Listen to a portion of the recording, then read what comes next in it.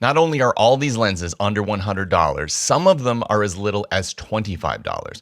And we have a range of focal lengths from 18 millimeters going all the way up to 1000 millimeters. And while some of these lenses could be considered novelty or character lenses, a number of them are good enough for pro level work. And in fact, one of them you could shoot a $10,000 wedding or event photography gig on, and nobody would bat an eyelid.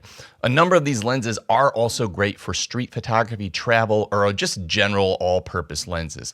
And as always, there will be links in the description down below to the best prices I can find on the lens, but there'll also be links to any dedicated videos I've done on any of these lenses because a number of them have dedicated videos. So if you want some more information on a specific lens, just check those links. Lens number one is the TT Artisan 50mm f2 lens. Now, what I really like about this lens, first of all, is the size. It's quite a small lens. It's also an exceptionally well-built lens. It's got a polished metal lens mount. It has a clicked aperture, and it has a half turn for the focus, which is really, really nice for nailing focus, and I find it a very easy manual focus lens to use.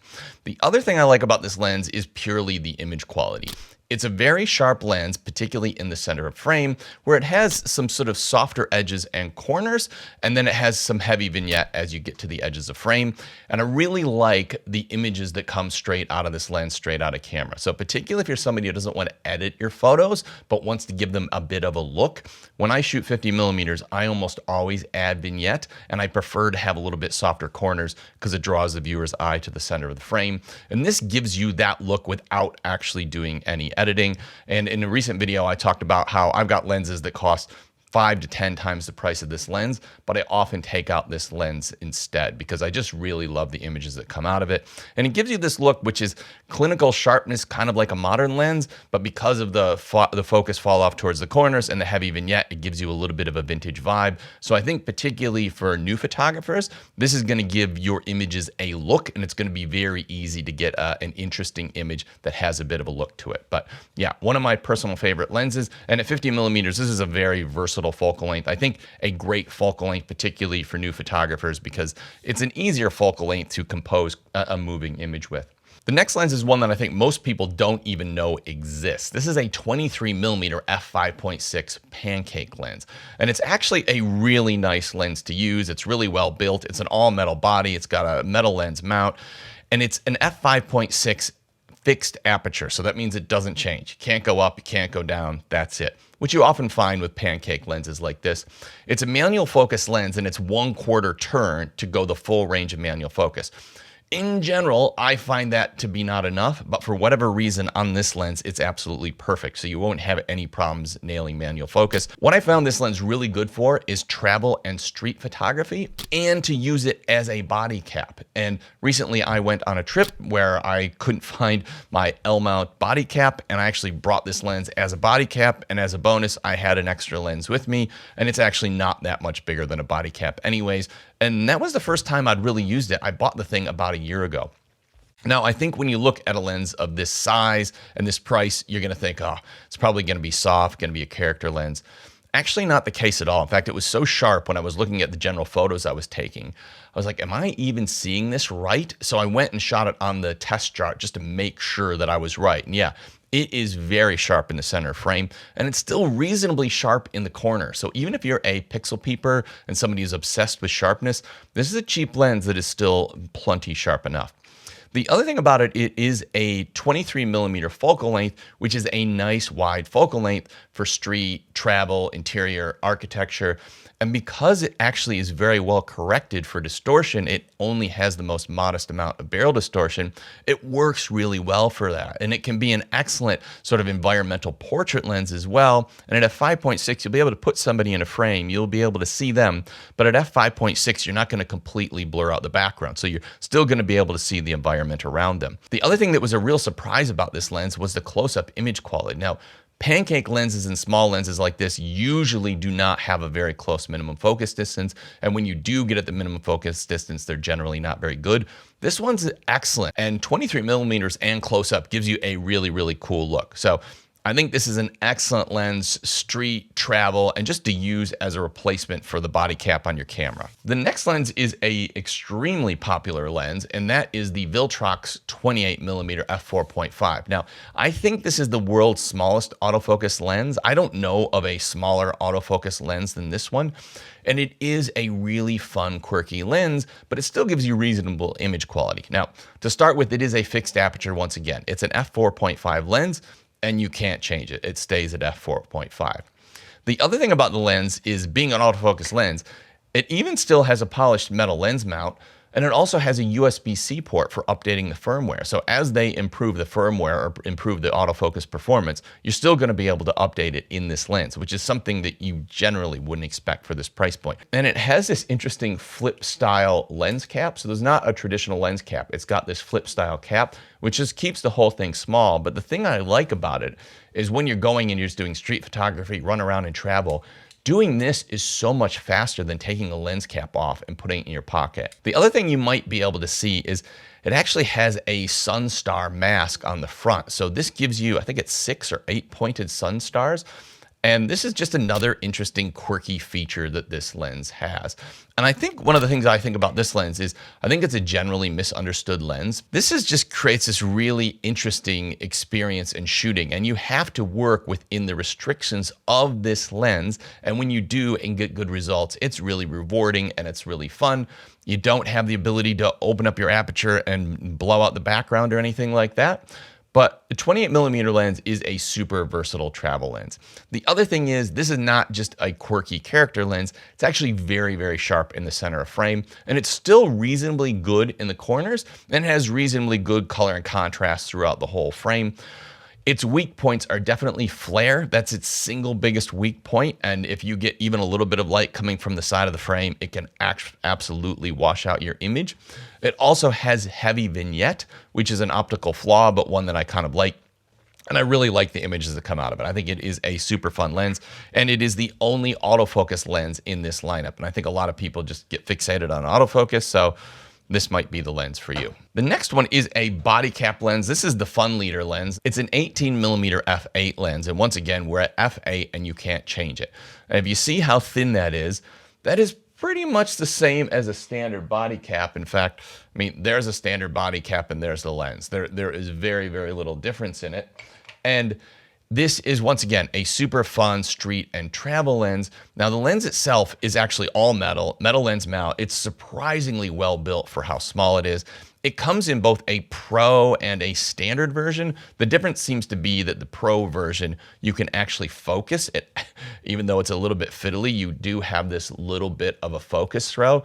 And what that does is that allows you to get a minimum focus distance of 0.3 meters instead of 0.8 meters. So 30 centimeters versus 80 centimeters. But the optics inside are the same. They're both 6 elements in 5 groups. And when you look at this lens, it's kind of incredible to think that there are 6 elements in 5 groups in this tiny little lens. The other thing you're going to notice with this lens is although it is quite sharp in the center frame, you are going to get heavy vignette, and it is not going to be a very good low light lens because it only goes to f8. But for somebody who wants a really unique take on street or travel photography, 18mm is a really cool focal length, and I was really happy with the images I got out of it, and I think it's just a super fun lens, particularly as an environmental portrait type lens. We get somebody in the frame and you're shooting portrait orientation and you sort of put them down there. You get this really cool wraparound environment, and they have this kind of surreal shape to them. So it is a super fun lens, and once again, being small, it's inconspicuous, and the other thing is it's so small that you can put it in your bag and use it instead of the body cap. The other thing to keep in mind, there is no lens cap. Like, that's it. There's actually no way to even protect the lens. It just comes like that. So it actually comes in a tiny little carrying case as well. Now, the next one is the only lens that I have that is actually an overlapping focal length. This is another 18mm lens, but this is an 18mm f5.6. Once again, it's a fixed aperture lens. It's a very similar price to the last one. This feels more like a real lens than a body cap lens, even though it's still fixed aperture. The focus control is much nicer. Like, this feels like a really nice standard manual focus lens. And the thing that's great about this lens is particularly the size. Once again, we've got a really small size. We've got a really well-built lens. I mean, it's got a polished metal lens mount, and the whole thing is made of metal, and the focus throw is really nice and smooth. So I think this gives you a more real shooting experience. But I think you're going to choose between this one and the last one based on whether you want f5.6 or f8. If you're doing street photography and you want everything to be in focus, then f8 is probably going to do that for you. f5.6, actually, if you get close enough to a subject, you can actually blur out the background a little bit, which most people wouldn't think you can, but you definitely can. And it also has a minimum focus distance of 30 centimeters, so the same as the Pro version of the last one. Overall, I think the image quality is probably similar between the two. I'll probably just give the tick to this one. But yeah, this is an excellent lens. It's a brand new lens, and it's by 7 Artisans. I'll put some links in the description down below. Once again, yeah, this is a new release by 7 Artisans. When editing this video, it became obvious to me that the images coming out of the 7 Artisans 18mm were superior to the ones coming out of the Funleader 18mm. So if you don't need that f8 or that really small form factor of the Funleader, then I would definitely go with the 7 Artisans. The next lens is one that almost nobody's talking about. I'd never heard of the lens. When I looked online, I think I found like 2 reviews on the lens from a couple of years ago. But this is a lens that is like under $100 and is absolutely a pro quality lens from an image quality perspective. It's a 55mm f1.8, and it's made by a company called Bright & Star, which is one of the more obscure third-party lens manufacturers. And on the box, the original box, it said something about German glass or German optics or something like that, which just sounded like marketing garbage to me. But in actual use, I think they do seem to be some of the best optics of any of the cheap lenses I've ever used. And when we look at the image quality on the lens, it is very sharp in the center of frame. It's even reasonably sharp at the corners.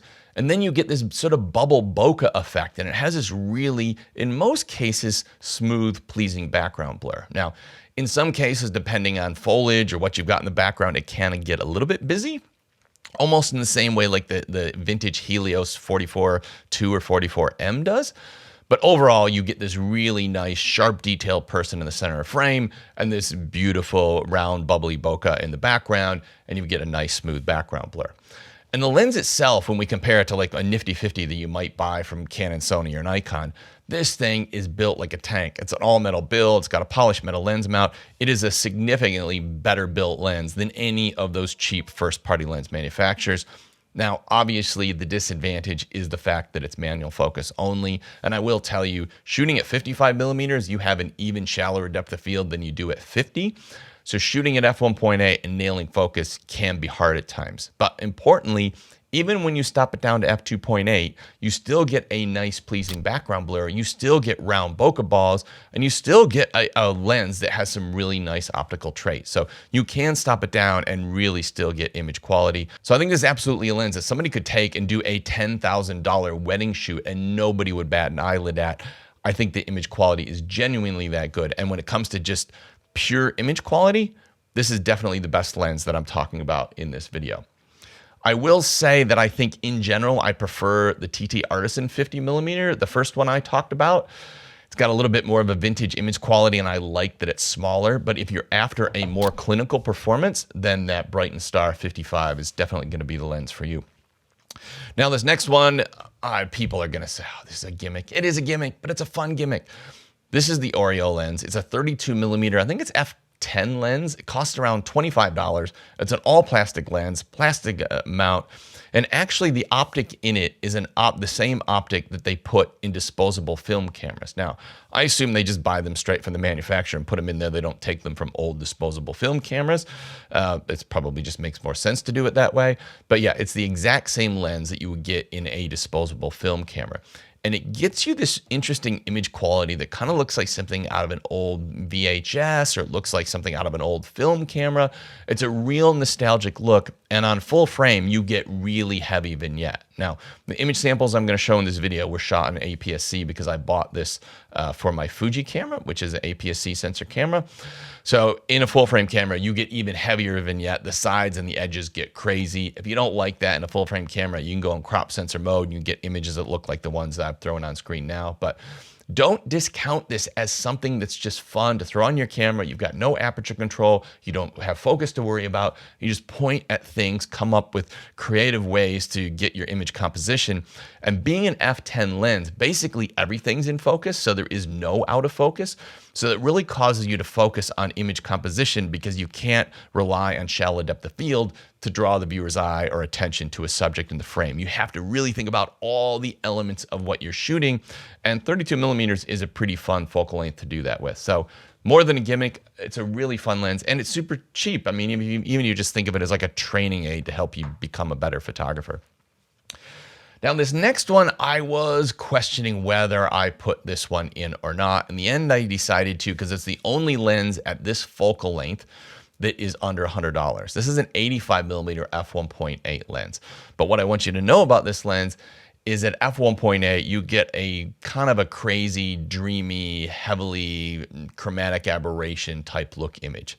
It's fun. You might like it. You might throw it in black and white and kind of roll with that kind of soft image quality.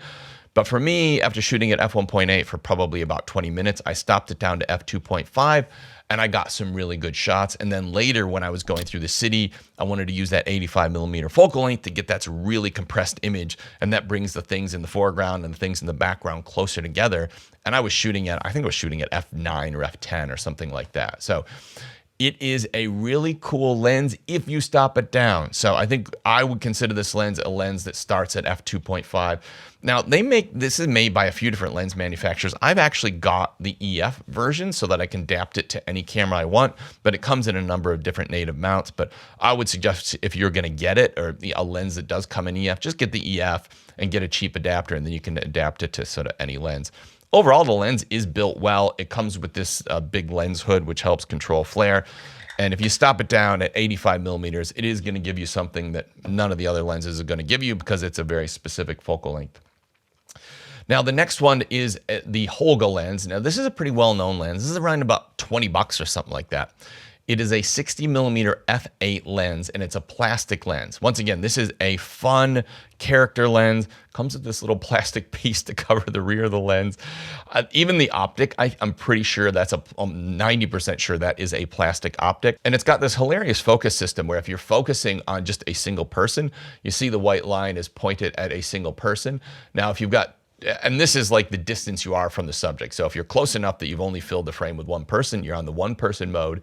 If there's like a couple people in the frame, it's a two-person mode. If you've got a group of people in the frame, it's this group of people mode. And if it's like a mountain long way away or infinity, then it's the mountain. And it is a kind of a fun, trivial way to make photos and videos. The other thing you'll notice is it's a fixed aperture, f8 aperture, but you see it's got the little hole in the middle and then these tiny little holes around the outside. This gives you this really interesting image where kind of the edges have these like dark and light patches. It's a super fun lens. It is, they actually make cameras that have film cameras that come with this lens only, but to give a normal person the shooting experience of a Holga lens, they made the lens on EF mount. So once again, you can adapt this to any camera. I'll link this lens, but I'll also link a really cheap EF adapter that you can use, and that way, if you come across any old EF lenses, you can also use that. Now, this next lens is one that I don't know what to say about it. So bad it's good, maybe. This thing is so absolutely ridiculous. This is another one I got in EF mount. You can get it in the direct mounts, but I got it in EF mount, so I can adapt it to all my different cameras. It is the K75mm f3.5, and it's supposed to give you swirly bokeh like some of the most famous vintage lenses. But in use, this thing is absolutely absurd. And this is the way you focus. You turn this, and probably, I would say this is probably the worst lens in the lineup, but it's kind of hilarious. And the problem is that doesn't seem like a bad method to focus. That's fine. But the problem is when you are focusing, you have play, so even allowing the lens to move that much changes your focus. So you kind of have to pin it in place to nail focus. So I found nailing focus pretty hard. The other thing is because you get such a soft image, actually trying to dial in what is in focus as you're turning it, you're expecting to get this point where the image is sharp, but it never really gets sharp, which makes it kind of difficult. But it is a fun, quirky novelty lens. Anyways, interesting quirky lens. The only one at 75 millimeters. Would I recommend it? Probably not, but I thought I'd tell you about it anyways. Now, the next one, this one is actually kind of crazy. I've found that you can actually get this lens, and in the kit it comes, so this is a 500 millimeter f8 lens, but then it has a unit that you can put on it which adds an extra piece of glass, which makes it a 1000 millimeter lens. And essentially what you're getting is a cheap telescope that you can put on your mirrorless camera. And you can get it on any different mount. And it's interesting, this part of the lens is all the same regardless. And then they send you this part, what they put on the back, which just changes the mount. I think it's actually called a T-mount.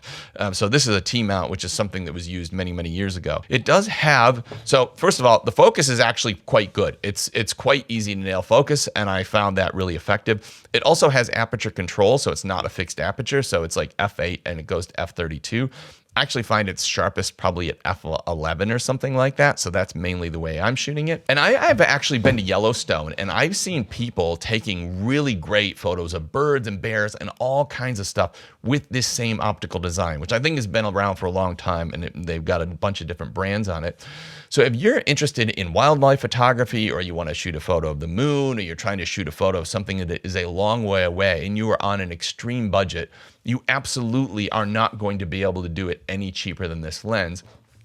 And the image quality is not terrible. It's acceptable. And I think, and to get the most out of it, you bring into editing and you crank up the contrast and you turn up the saturation and you mess with the colors a little bit. So right out of camera, I don't think you're going to get the best results. But the editing software is so good right now that those things really can be compensated for in editing. At least enough that the difference between this like $59 lens and a lens that costs $1,000, for somebody who's an entry-level wildlife photographer, I mean, the $1,000, $2,000 lens is probably just going to be out of reach. So this isn't going to get you started, going to get you out in the environment, out and doing things. And I guarantee you can take those photos and you edit them and you put them on social media and people are going to be absolutely blown away. So it is absolutely a usable lens. And once again, it's like kind of like putting a telescope on your mirrorless camera. And buying a new lens is only one way you might improve your photography. And I've just thrown a tutorial on screen now. I think this is the best tutorial I've ever done on photography. And for the type of person that is actually looking for a lens at this price point, I think that that video is going to be every bit as useful as buying a new lens, maybe even more so.